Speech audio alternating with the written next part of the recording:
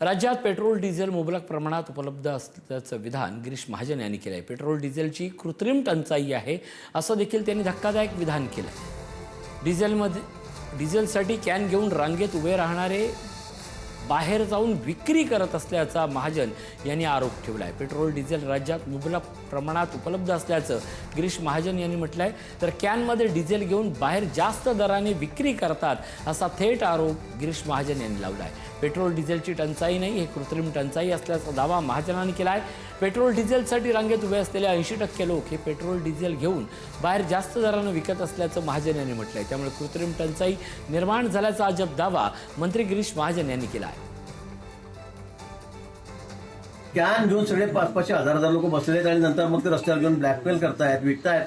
सगळे नाही, काही लोक गरजू पण आहेत की ज्यांना आवश्यकता आहे त्या कॅनमध्ये. पण त्यातले बहुतांशी लोक 80% लोक आता ब्लॅकमेल करण्यासाठी उतरलेले आहेत. कोणी पोरांना धरायचं, महिन्यात धरायचं, 100-200 रुपये रोज घे, 150 रुपये रोज घे, 30 लिटरची कॅन भरून घे, ही कॅन भरून घे आणि तेच पेट्रोल नंतर डिझेल आलं की 100 ते 150 रुपयाला बाहेर विकायचं. हा सगळा धंदा लोकांचा चाललेला आहे. मला वाटतं जर या कॅन वगैरे बंद केल्या तर हा सगळा विषय सुरळीत होणार आहे.